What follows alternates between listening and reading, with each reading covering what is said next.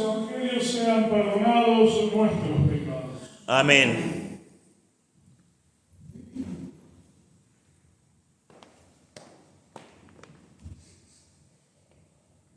Pueden para sí. Ave María Purísima. Sin pecado concebido. Bueno, buen y bendecido domingo para todos y cada uno de ustedes. Fresco domingo, ¿ah?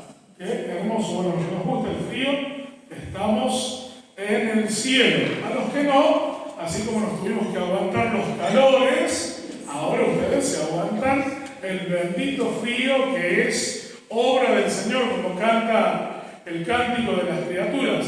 Fríos y escarcha, canten al Señor, alaben al Señor. Bendito frío, bendita escarcha, porque ustedes, claro, el verano les gusta, pero nosotros los curas, el verano es un suplicio, porque entre la sotana, el alba, los ornamentos, y ni te hablo si sos el obispo y tenés que usar la mitra, Ave María, ¿no? Y más si te toca ir a celebrar misa a San Juan, que parece que tiene pasillo directo al purgatorio por el calor que hace.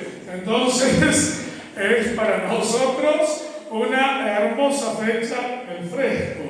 Y la verdad que a pesar del frío, yo decía esta mañana cuando me preparaba un café, no van a venir ni los monaguillos a misa. Y me alegro de ver la iglesia que viene a pesar del frío, que se va llenando, y es una alegría reconfortante. Les decía ayer hablando con un sacerdote amigo, para mí es una alegría reconfortante ver que los domingos la iglesia se va llenando, piano, despacito, vamos tomando conciencia de la importancia de la celebración del día domingo, día de precepto, día donde celebramos nuestra Pascua, y qué lindo que el mendocino vaya entendiendo que si hace frío o hace calor, si corre nieve, cae nieve o corre sonda, debe de primar siempre la misa de precepto dominical. Así que yo me alegro porque comparando, no hago mal en comparar, pero comparando con otras comunidades hermanas, ¿no? En la misma, en lo general de la Iglesia Católica, vemos que se va perdiendo el sentido de la misa dominical. Cuando antes, yo me acuerdo de chiquito, lo que trazaba la vida de la familia era primero la misa y después todo lo que implicaba el domingo, ¿no? La juntarse con amigos, con hermanos, a compartir. Me acuerdo que mi papá me odiaba porque yo era monaguillo y yo era el último en irme de la parroquia. El cura estaba feliz de la vida, porque yo llegaba, tocaba las campanas, abría las puertas, y al último, hasta que no estaba todo en orden, yo no me iba. Y claro, la misa era a las 9 de la mañana, yo me iba puntual a las 8, para las 8:30 repicar las campanas, y mi papá se quería ir al campo. Y eran las 11, y eran las 11:30, el muchacho todavía estaba en la parroquia. Pero esa actitud de ese niño, de que le gustaba la misa, que le gustaba ir a servir al altar, fue haciendo que después empezara a ir a misa mi mamá y entendiera la misa dominical y entendiera el significado de la misa dominical, porque mamá, al igual que muchos, era una mamá de catequesis, que llevaban al niño, pero hasta ahí nomás, no había mucho compromiso. Pero claro, el sacerdote fue pícaro y dijo, empecemos por el más chico y continuamos con la familia. Y me hicieron subir al altar como monaguillo y me engancharon, y ese enganche fue para que después mi mamá, que tenía que ir a ver al nene cómo ayudaba, y después mi papá, que no le quedaba otra que gruñir para adentro porque ya éramos dos en la misa y nos tenían que esperar, también empezar a ir a misa los domingos, al punto tal que hoy no tiene la obligación porque su hijo ya es cura y está lejos, su señora celebra la Pascua en el cielo, pero él, que no tiene ninguna obligación, va a la misa. Y me contaba el domingo anterior que a pesar de la lluvia y del frío no había misa en el pueblo, agarró el auto, se fue con su hermano y su cuñada a 60 kilómetros de donde vive para tener la misa de domingo. Eso es la fe de nuestros mayores. Y a la vez es la catequesis que nosotros tenemos que grabarnos en el corazón. La misa, la Eucaristía, tiene que ser todo lo que atraviesa mi vida. El Concilio Ecuménico Vaticano II, celebrado allá en la década del 60, nos dice en uno de los documentos que se llama Sacrosanctum Concilium que la Eucaristía es fuente y escumbre de la vida cristiana. Es decir, la vida del cristiano se sostiene, se alimenta por la Eucaristía. Y el cristiano vive para ese encuentro con Cristo en la Eucaristía semanal. Que no es la misa de los enfermos, que no es la misa por un familiar difunto cada tanto, sino que es la misa del domingo que nos congrega como familia para celebrar ¿qué cosa? Celebrar que Cristo ha resucitado y gloriosamente ha vencido a la muerte. Y esa es la esperanza que tiene que iluminar nuestra vida y a la vez es la fuerza que tiene que trazar nuestro caminar. Allí está la fuerza del cristiano en la Eucaristía. Y en este domingo, que es día del precepto, donde celebramos la resurrección del Señor, también celebramos en este camino a Pentecostés, en estos días finales ya que nos queda para llegar a la fiesta, a la solemnidad de Pentecostés, celebramos hoy la ascensión del Señor a los cielos. Este Jesús que ha resucitado glorioso y que a lo largo de todos estos días se ha ido presentando a sus discípulos de manera gloriosa, de manera resucitada, ahora asciende a lo alto del cielo. Y nosotros aquí tenemos mucho para detenernos y mucho para reflexionar. ¿Por qué? Porque la fiesta de la Ascensión, también la solemnidad de la Ascensión, celebra y conmemora dónde está nuestro destino. Es decir, celebrar la ascensión del Señor que asciende a los cielos en cuerpo y también en alma glorioso y resucitado es claramente el anticipo de los frutos que nosotros un día también gustaremos. Si ustedes han prestado atención a la oración colecta, la oración suplica, pide, clama al Padre gozar de la presencia de Dios allí donde está Cristo, que es nuestra cabeza. Y así, porque Él es nuestra cabeza y nosotros somos su cuerpo, sabemos que nosotros también estamos llamados a la eternidad junto a Dios.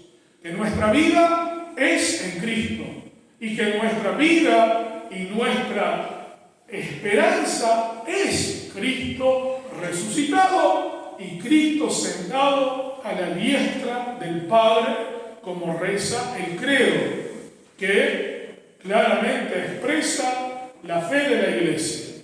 La Iglesia cree convencidamente, con fe ciega y firme, de que Cristo no solamente venció la muerte, no solamente resucitó glorioso, sino que también ascendió al cielo, es decir, a la diestra del Padre. Y por eso es que nuestra vida se colma de esperanza, porque nuestra vida está allí donde está Cristo, que es nuestra cabeza. Y por lo tanto nos debe de tener bien presente en el corazón este pensamiento. Yo no he sido hecho para este mundo.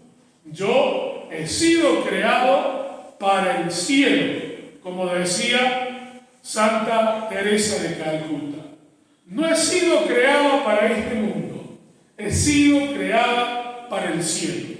Y eso tiene que trazar mi vida, mi esperanza. Eso tiene que trazar todo mi ser. He sido creado para estar en el cielo.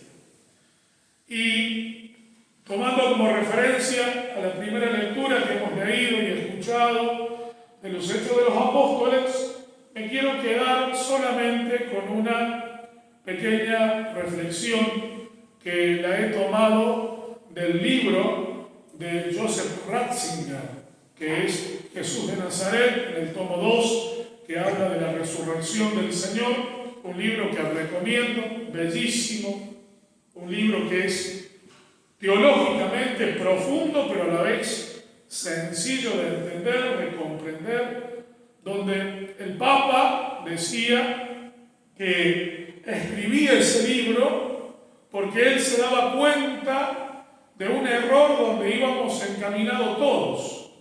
¿Cuál era el error? No reconocer a Cristo como Dios.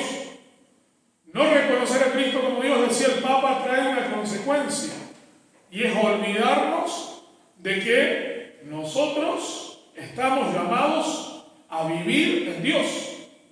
Y cuando nos olvidamos de eso, empezamos a vivir, decía el Papa, según los criterios del mundo, que son criterios con una mirada muy superficial, muy en lo bajo, que no llega a la trascendencia del corazón y no llega a la trascendencia del alma para gustar de la belleza de ese Dios que se encarnó, que murió, que resucitó y está a la diestra del Padre.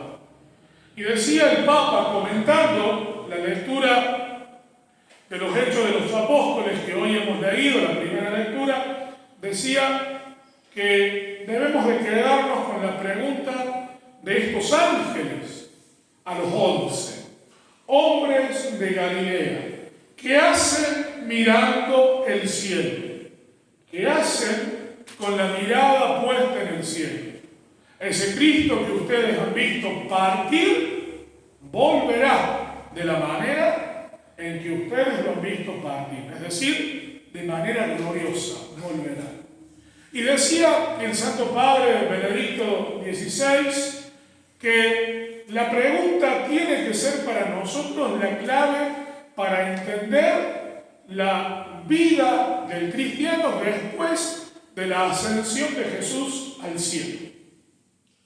Decía que para nosotros también la pregunta de los ángeles a los 11 debe de ser para nosotros motivo de interrogación personal.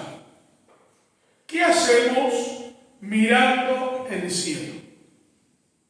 ¿Qué implica mirar el cielo según la interpretación de Benedicto? De caer en una espiritualidad superficial sin tener los pies en la tierra.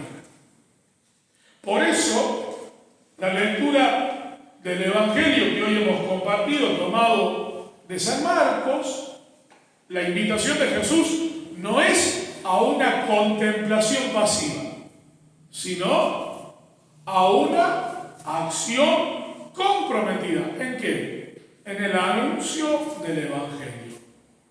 El cristiano, el que cree verdaderamente que Cristo ha resucitado, no se calla esta buena noticia para sí mismo, sino que cumple el mandato de Cristo llevando la buena nueva de Jesús, porque en la buena nueva de Jesús está la salvación. Vayan por todo el mundo y anuncien el Evangelio. Anuncien la buena noticia. ¿Cuál es la buena noticia? De que Jesucristo es el Señor, que ha vencido la muerte y que ha ascendido a lo alto del cielo y está a la diestra del Padre, y que solo por Él, que es el Mesías resucitado, que es camino, verdad y vida, solo por Él hay salvación. Ese es el anuncio de la buena noticia.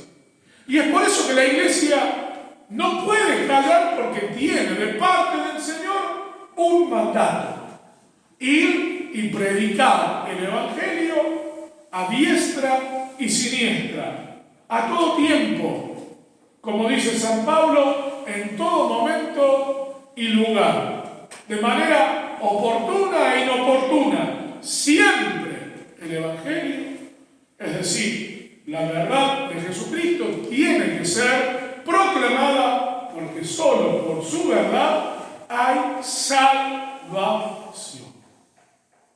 Salvación que nos asegura un destino. El destino de nuestra vida en Dios. Como decía la primera lectura que hemos escuchado. Nuestra vida es en Dios. Y si nosotros miramos al cielo, esa mirada al cielo tiene que ser para, por un lado, darnos cuenta que estamos llamados al cielo. Siempre hay, se dice, en el corazón del ser humano, un sentimiento conocido como la nostalgia.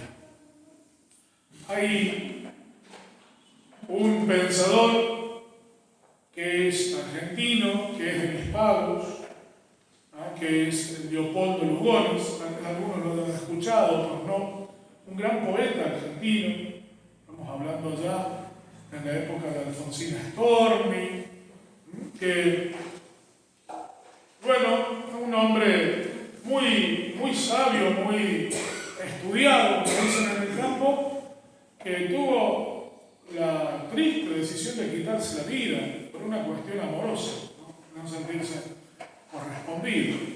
Pero bueno, Leopoldo Lugones en uno de sus versos dice que el corazón del hombre está tocado por la nostalgia, pero la nostalgia puede tener dos resultados: la tristeza y la depresión, o el anhelo y la lucha. Y esto no es para leerlo por decir. Y yo, trayéndolo a un contexto cristiano, diría, es cierto. Nosotros estamos trazados por la nostalgia de anhelar el cielo. ¿Vieron? Hablaba esto con mi papá cuando él tomó la decisión de venirse a Mendoza. Mi papá decía, a lo único que le tengo miedo es a extrañar mi lugar, mi casa. ¿No? Es la nostalgia. ¿Por qué? Porque es mi lugar en el mundo. Porque allí he edificado mi vida, allí me he realizado como persona. Han pasado los años y si a mí el día de mañana me ofrecen volver a Córdoba, adiós mendocinos, nos vemos para Pascua del año que viene. Con un pañuelo les haré así muchos saludos, muchas felicidades y nos vemos. O si me trasladan a otro lado, pero estoy seguro, y a mí me ha pasado, es broma esto, ¿no? Lo que les dije recién, pero me ha pasado que estando en Córdoba, el corazón siente el deseo de volver, de estar. ¿Dónde? En el lugar que Dios me ha puesto. Que aunque los tengo que aguantar, uno ya les tomó cariño, como dice el Chavo del Ocho. Uno ya les tomó cariño. Entonces, uno estando lejos se preocupa. Como un padre se preocupa y se ocupa también por aquel hijo que dejó la casa. Y te aseguro que el hijo que se fue porque se tuvo que casar, porque se fue a estudiar, ¿cuántos padres no extrañan a esos hijos que han tenido que ir a Córdoba, a tantos lugares, a hacer una carrera, a forjarse un futuro? Como decimos, levantan vuelo del hogar. Pero te puedo asegurar que ese hijo que se crió en ese hogar con cariño, con amor, con afecto, con el amor de sus padres, de sus hermanos, siempre sentirá en el corazón la nostalgia. Esa nostalgia de volver y sentarse a la mesa. Esa nostalgia de ir y sentir la salsa, el aroma de la salsa de la mamá, el plato de la mamá. Yo los otros días le decía a uno de los sacerdotes, estábamos hablando, que desde hace tiempo no he vuelto a probar el pastel de papas como lo hacía mi mamá. ¿Por qué será, no? ¿Qué le ponía si yo lo hago hasta igual? Pero hay algo que le falta. Y está la nostalgia, que no es extrañar, es anhelar a volver a vivir. Por el otro lado está la nostalgia que enferma, que nos lleva a la depresión, que nos hace bajar los brazos. Pero hay una nostalgia que está en el corazón del cristiano, del creyente. Y es la nostalgia de aquel que anhela la casa del Padre. Nosotros sabemos que venimos de Dios, que Dios nos ha dado la vida, que Él nos ha creado, que Él nos sostiene en este peregrinar, pero sabemos que somos de Dios, a Dios le pertenecemos, y en nuestro corazón siempre va a estar la nostalgia de ir allí a donde está nuestro Padre, que es Dios. Es la nostalgia que atraviesa el corazón del 11, que se quedan mirando el cielo. No, como decía Benedicto, no es que se quedan allí de una manera estoica, perdida, sino con una nostalgia de volver a encontrarse con Jesús, pero sabiendo que hasta que ese momento llegue, tienen una misión. Y esa misión es la que Jesús les dio minutos antes de su ascensión. Fíjense, y en esto concluimos para que no se les haga tan largo y para que puedan ir a hacer los ravioles tempranos. Fíjense, es el momento de la ascensión. Es el momento donde Cristo retorna al Padre. Vivió 33 años en la tierra. De esos 33 años, 30 fueron en una vida totalmente privada, junto a su papá adoptivo, junto a su madre, aprendiendo las labores cotidianas, aprendiendo el oficio de su padre adoptivo, ser carpintero. 3 años dedicó al anuncio de la buena noticia, que es la vida pública de Jesús. Durante 3 años, sus apóstoles, sus discípulos, convivieron con él. Le vieron hablar, predicar, expulsar demonios, sanar enfermos, hacer que el ciego recupere la vista, que el paralítico camine. Lo vieron caminar sobre las aguas. Lo vieron multiplicando los panes y los peces, resucitando muertos. Lázaro. Lo vieron durante 3 años en su tarea, en su misión de llevar la buena nueva a todos. Lo vieron morir y también lo vieron gloriosamente resucitado. Cuando Tomás, que decía, hasta que yo no vea no creo, y el Señor se le aparece en el cenáculo y le dice, hombre de poca fe, aquí está mi costado abierto, mis llagas, toca. Y en adelante no seas hombre incrédulo.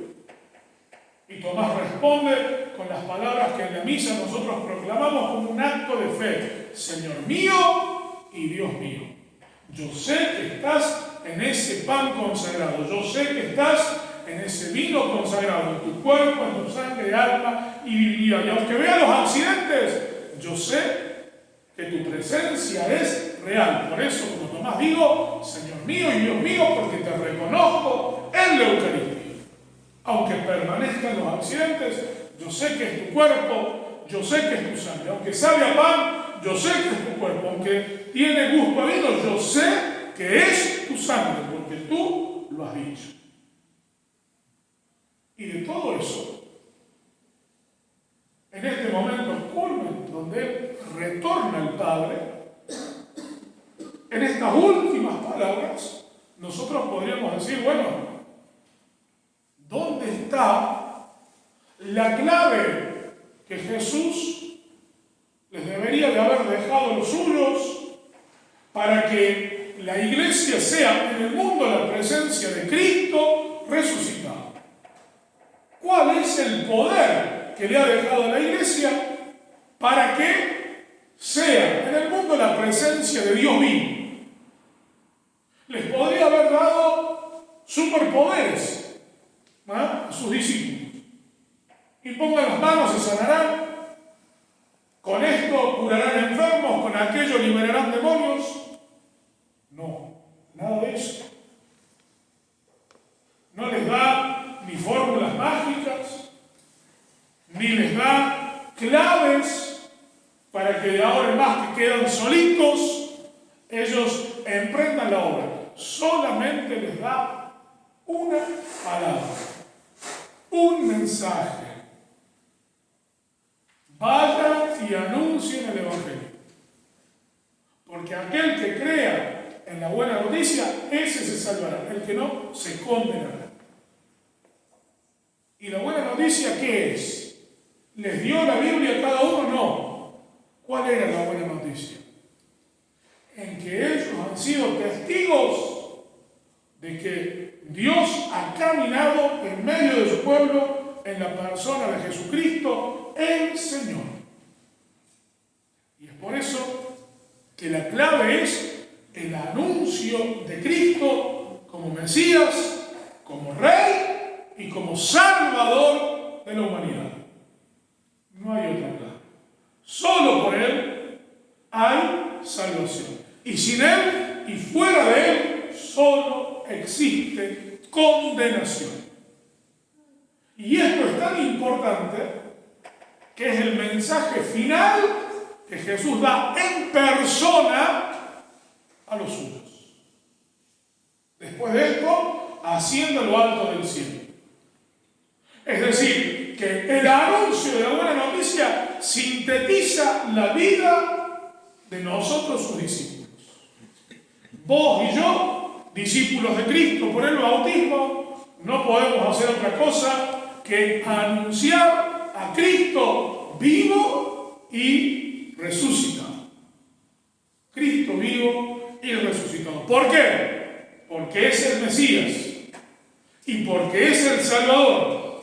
Y solo por Él hay salvación. Fuera de Él solo existe la condenación.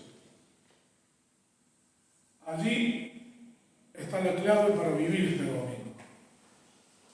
Nosotros, al igual que aquellos 11, y al igual que aquella primera comunidad cristiana, nos debe de impulsar, nos debe de apremiar, nos debe de llevar y movilizar toda nuestra vida solo por una cosa, el anuncio del Evangelio. Y ahí está la clave para ver si estamos viviendo según la enseñanza de Jesús. Nosotros somos testigos de Cristo. Somos portadores y anunciadores de la buena nueva que da salvación. Nuestra vida testimonia de que creemos en Cristo resucitado, camino, verdad y vida. ¿O tenemos una doble faceta? Cristianos de rato, o como yo les digo, con disfraces. Me pongo el disfraz de cristiano para ir a misa y ahí estoy muy piadoso, muy santo, muy santo, muy santo, pero llego a la casa, me saco ese traje y me pongo el traje mundano, a veces hasta del mismo diablo, porque mis actitudes, más que contagiar el seguimiento, el deseo, el anhelo a Cristo, todo lo contrario, espanta y aleja. ¿Cómo se anunció el Evangelio en las primeras horas del cristianismo, en los primeros siglos? ¿Repartiendo Biblia? ¿Yendo puerta por puerta, como hacen algunos sectarios? No. Con el testimonio de la vida. ¿Por qué los mártires no tenían miedo de derramar su sangre? Y como dice la lectura de las actas de los mártires, un libro que también recomiendo que lo lean, iban cantando y danzando al circo romano, o como le pasó a los primeros cristianos, iban gozosos a ser apedreados, quemados vivos, desollados. ¿Por qué? Porque al mirar a dónde ascendía su Señor, ellos allí tenían la certeza de su lugar y de su destino final, el cielo junto a Dios. Mirar al cielo Y mirar a Cristo, cabeza de la iglesia, en lo alto del cielo y en la gloria del Padre, tiene que ser para nosotros motivo de esperanza. Y nos tiene que llenar el corazón de la santa nostalgia. ¿De qué? De anhelar, como dice el Salmo, los atrios de tu casa. Volver al Padre. Volver a Dios. Volver al Señor. Y ahí nos tenemos que jugar toda nuestra vida y todo nuestro esfuerzo. Y así, como cuando uno es hijo y se va de casa y extraña, ¿no les ha pasado eso? Yo cuando me fui al seminario extrañé muchísimo, porque yo era el niño de mamá, hijo único, grandote, pavo, malcriado, como todo hijo único. Y me llevaron a un seminario a convivir con 30 monos ahí adentro que nadie los conocía. Y me acuerdo que mi mamá, lunes de por medio más o menos, hacía una encomienda, un embalaje, me mandaba mi jabontado, que no faltara, las toallas limpitas, dobladitas, las medias impecables, ¿no? El champú, que no falte, nada de brujuela, ¿no? Delicado el nene, su perfume. Y yo me acuerdo que eran baños a compartir, y era todo comunitario. Entonces yo salía de ducharme y dejaba en mi jabonera mi jaboncito, mi champú, y cuando volvía después de nuevo al baño ya lo había usado el otro. Cuando quería acordar ya se había acabado mi champú, me tenía que lavar un plus de manzana. ¿Ah? Y me fui dando cuenta y valorando el esfuerzo de estar, el deseo de estar en casa, el esfuerzo de los padres por uno, ¿no? Y era como un deseo en el corazón. Qué lindo sería estar en casa. Qué lindo sería volver a probar la comida de la mamá. O sentarme a tomar mate en la tarde con el viejo. Qué lindo sería. Pero yo estaba en el seminario, estaba a más de 180 kilómetros cuando me fui a Córdoba, y ni les cuento cuando me fui a Rosario, más de 600 kilómetros. Y así como yo extrañaba, después mi papá y mi mamá me supieron confesar que ellos anhelaban, deseaban que algún día yo retornaba. Y cuando me daban a mí permiso en el seminario, en casa se alegraban. Me preparaban los gustos, las mañas, y no veían las horas de que fuera el sábado al mediodía donde llegaba el colectivo a mi pueblo y ellos me iban a buscar a la terminal. Porque el hijo volvía a la casa. Y en esto me detengo. Así como nosotros anhelamos la casa del Padre, porque ¿quién de acá? Seamos sinceros, ¿quién de acá se quiere condenar? ¿Quién de acá se quiere perder el cielo? Ninguno. Si no, no estaríamos aquí. Deseamos el cielo. Sabemos que tenemos miles de imperfecciones, pero deseamos volver a la casa del Padre. Esa es la nostalgia que está en el corazón de todo hijo de Dios. Volver a Dios, a sus manos. Así como nosotros tenemos nostalgia de volver, el papá también tiene la nostalgia y nos espera. Por eso mirar a Cristo en el cielo es mirarnos a nosotros en el cielo, en la eternidad junto a Dios. Y por eso nos tenemos que jugar la vida. Y por eso cuando salgas ahora de misa, anda con alegría a tu casa. Anda con esperanza. Y mañana cuando entres al trabajo, anda con una sonrisa de oreja a oreja, aunque te falten los dientes. Anda. Que el mundo vea y crea por vos de que tu vida es de Cristo y para Cristo y que Él ha transformado tu existencia. Ese es el anuncio del Evangelio, por el cual ¿Nos salvamos o nos condenamos? No hace falta ser biblistas, hace falta ser creyentes y proclamar el Evangelio con obras, con hechos bien concretos. Es solo, como dice una canción por ahí, una cuestión de actitud, de querer, de desearlo y de hacerlo. ¿Qué cosa? Vivir para Cristo, vivir con Cristo y alcanzar un día la felicidad eterna junto a Él.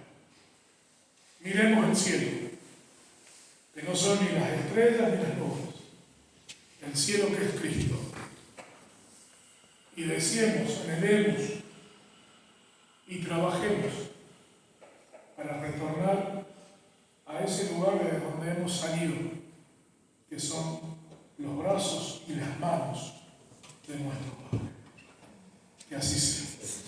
Nos ponemos de pie en este día domingo en que Cristo ha vencido.